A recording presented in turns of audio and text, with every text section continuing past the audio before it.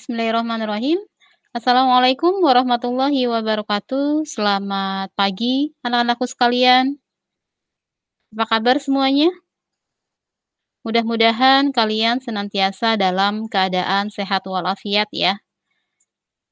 Oke, hari ini adalah hari pertama kita berjumpa ya, walaupun dalam pembelajaran daring ya.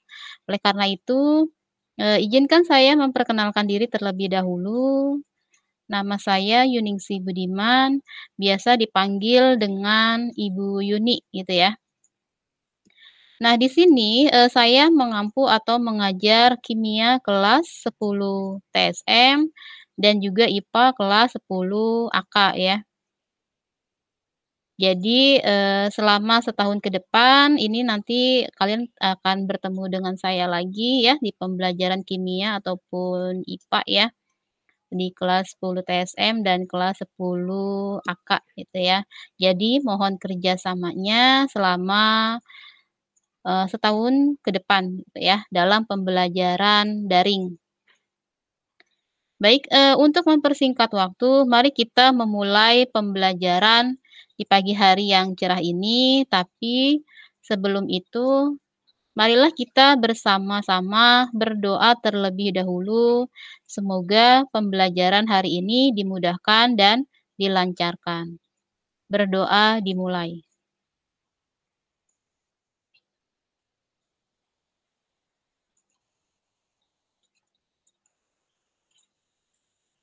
Berdoa selesai. Ya, walaupun dalam kondisi pandemi seperti ini ya, belajar tetap harus berjalan walaupun daring gitu ya. Karena menurut, Imam Syafi'i mengatakan bahwa barang siapa tidak mau merasakan pahitnya belajar, maka apa? Ia akan merasakan hinanya kebodohan sepanjang hidupnya. Oleh karena itu, jangan pernah berhenti belajar karena apa? Karena hidup tak pernah berhenti mengajarkan. Itu ya. Oke, baik, kita mulai pembelajaran kita hari ini. Pada pertemuan pertama, kita akan membahas materi dan perubahannya. Nah, adapun tujuan pembelajaran kita hari ini yaitu diharapkan setelah kalian mempelajari modul ini, kalian dapat menjelaskan materi dan perubahan materi, kemudian mengidentifikasi perubahan materi, menyajikan contoh materi dan perubahannya dalam kehidupan sehari-hari. Oke, sebelum kita masuk ke materinya, saya akan membahas dulu tentang ruang lingkup dari ilmu kimia. Nah, apa sih hubungannya dengan materi gitu ya? Nah, secara singkat, ilmu kimia ini adalah ilmu rekayasa materi, yaitu yang mengubah suatu materi menjadi apa? Menjadi materi lain. Lalu, kalau secara lengkapnya, ilmu kimia dapat didefinisikan sebagai apa? Ilmu kimia adalah ilmu yang mempelajari segala sesuatu tentang materi, yaitu tentang susunan ya, kemudian sifat-sifat, struktur, perubahan, serta energi yang menyertai perubahan materi. Lalu apa sih itu susunan, sifat-sifat, struktur? Nah, mari kita bahas satu persatu. Susunan materi. Nah, susunan materi ini mencakup komponen-komponen pembentuk materi dan perbandingan tiap komponen. Nah, contohnya di sini ada gambar sendok ya. Nah, sendok ini yang satu terbuat dari apa ini? Kayu ya. Nah, yang satu dari kayu, kemudian yang kedua ini dari apa? Dari logam ya. Nah, kayu dan logam. Nah, dari sini saja kita sudah bisa membedakan ini komponen pembentuk materinya. Yang satu bahannya dari kayu, kemudian yang satu lagi dari logam, gitu ya. Dan di sini perbandingannya jelas berbeda ya untuk komponen kayu dan untuk komponen logam. Kemudian yang kedua di sini ada apa? Struktur materi. Struktur materi ini mencakup struktur partikel-partikel penyusun suatu materi atau menggambarkan bagaimana atom-atom penyusun materi tersebut saling berikatan. Kita lihat ini yang gambar kedua. Di sini struktur materinya ada intan dan grafit ya. Nah, ini intan ya. Kemudian yang ini adalah grafit. Nah, ternyata meski keduanya mempunyai susunan materi yang sama ya, yang mengandung karbon yang sama nih ya. Namun apa ini? struktur materinya dia berbeda antara intan dan grafit gitu ya. Kemudian yang ketiga yaitu sifat materi. Nah, sifat materi ini mencakup sifat fisis. Sifat fisis itu artinya wujudnya ya atau penampilannya. Kemudian dan sifat kimia. Nah, sifat suatu materi dipengaruhi oleh apa? Susunan dan struktur dari materi. Kemudian yang keempat, perubahan materi. Perubahan materi ini bisa meliputi perubahan fisis atau fisika. Kemudian ada lagi perubahan kimia. Kita lihat gambarnya di sini. Yang terakhir yaitu energi yang menyertai perubahan materi, yaitu menyangkut banyaknya energi yang menyertai sejumlah materi dan asal-usul energi itu. Kita lihat gambarnya di sini. Untuk yang gambar nomor 3 nih, dilihat dari sifat materinya. Yang satu besi ya, besi dan emas ini ternyata berbeda ya. Nah, besi mudah berkarat jika dibiarkan di luar, sedangkan emas itu tahan karat ya. Ini dilihat dari sifat materinya. Kemudian gambar yang keempat, perubahan materi menjadi materi lain. Nah, ini ya, di mana kayu ini, kayu yang dibakar. Nah, kayu yang dibakar sehingga apa ini akan menjadi apa? Arang ya. Nah, pembakaran kayu ini juga disertai dengan perubahan energi, yaitu pelepasan energi dalam bentuk panas atau kalor. Oke, selanjutnya kita masuk ke materi. Lalu apa sih itu materi? Nah, materi adalah segala sesuatu yang memiliki massa dan menempati ruang. Nah, itu ya. Contohnya apa? Seperti buku. Nah, buku ini kan dia memiliki massa ya. Kemudian kayu, batu bara, air, udara, dan lain sebagainya. Lalu, dari materi sendiri, wujudnya itu seperti apa? Nah, materi ini terbagi menjadi 3 bentuk atau 3 wujud. Apa aja? Ada padatan ya, zat padat. Kemudian ada zat cair atau liquid. Nah, simbolnya L. Kalau padatan simbolnya S ya, karena solid. Kemudian ada zat gas. Zat gas atau simbol G ya.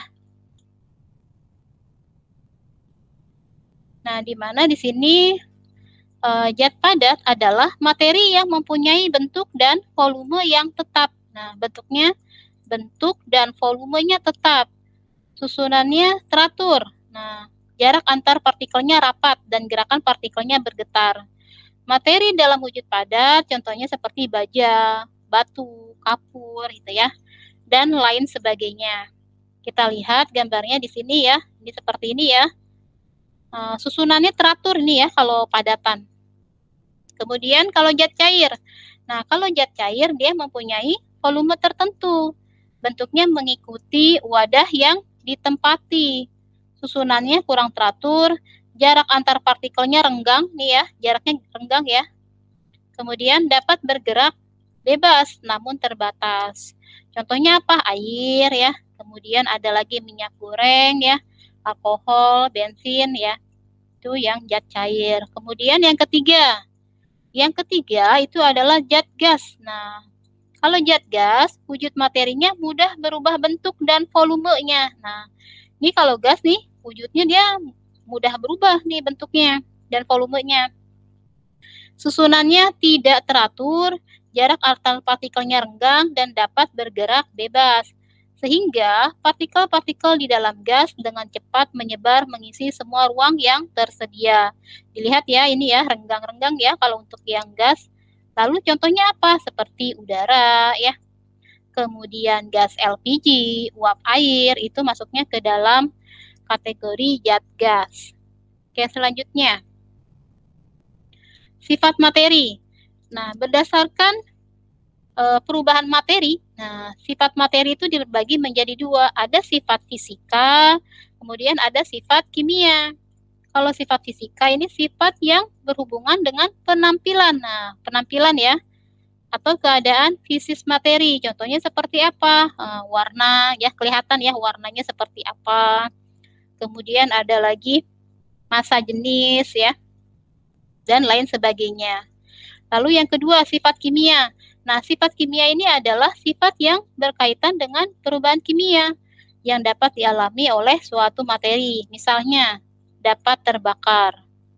itu termasuk sifat kimia. Kemudian berkarat, kemudian mudah bereaksi, itu adalah sifat kimia. Oke, berdasarkan ukuran atau jumlah materi, sifat materi terbagi menjadi dua. Ada sifat ekstensif, ada sifat intensif. Sifat ekstensif yaitu sifat yang bergantung pada jumlah atau ukuran materi. Contohnya seperti apa? Massa, berat, volume, itu kan ini ya, jumlah ya. Kemudian kalau sifat intensif, intensif yaitu sifat yang tidak bergantung pada jumlah atau ukuran materi. Contohnya seperti apa? Bau ya. Nah, kemudian ada warna, rasa, itu kan tidak tergantung pada jumlah ya. Lalu perubahan materi.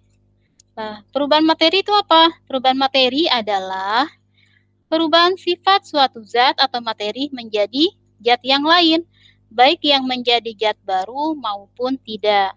Nah, perubahan materi ini terbagi menjadi dua. Ada perubahan fisika, kemudian ada perubahan kimia. Nah, perubahan fisika ini adalah perubahan yang tidak menghasilkan zat baru. Itu ya. Jadi yang berubah hanya bentuk dan wujudnya. Nah, itu ya. Contohnya seperti apa? Seperti air yang dipanaskan akan berubah menjadi uap air. Kalau didiamkan, ini uap air akan menjadi air lagi. Kemudian, jika air didinginkan, maka apa? Maka air akan membeku menjadi es. Nah, kalau misalkan didiamkan, ya es ini nanti dia akan mencair. Jadi, kembali ke bentuk semula gitu ya. Itu adalah perubahan fisika. Perubahan fisika berarti tidak menghasilkan zat baru, hanya yang berubah adalah wujudnya saja. Kemudian, perubahan kimia.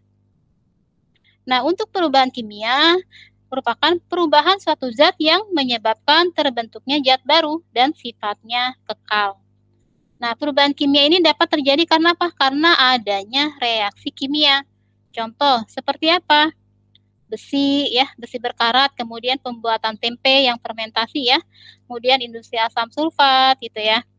Jadi kalau misalkan dia berubah atau menghasilkan zat baru, itu namanya perubahan kimia. Lalu cirinya apa sih? Nah, biar kita bisa membedakan antara perubahan fisika dan perubahan kimia. Kalau perubahan fisika ini adanya perubahan wujud, sedangkan kimia itu adanya perubahan warna, kemudian perubahan suhu dan terbentuknya endapan atau dan timbulnya gas, gitu ya. Oke, nah ini adalah contoh dari perubahan fisika dan perubahan kimia. Untuk perubahan kimia, misalkan contohnya seperti apa di sini? Kembang api ya. Misalkan kalian mau membakar petasan ya, atau di sini kembang api ya, dia kan berubah kan. Nah, kemudian ada lagi apel. Nah, apel ini kalau dikupas lama-kelamaan dia akan berubah ya warnanya. Nah, warnanya jadi coklat. Nah, ini ya termasuk salah satu contoh perubahan kimia. Kalau yang ini, yang di sebelah kiri ini adalah perubahan fisika, di mana air berubah menjadi es, gitu ya. Ini adalah perubahannya. Oke, mungkin itu saja penjelasan dari saya. Semoga bermanfaat. Kurang lebihnya saya mohon maaf. Saya akhiri. Billahi taufiq wal hidayah. Wassalamualaikum warahmatullahi wabarakatuh. Selamat pagi.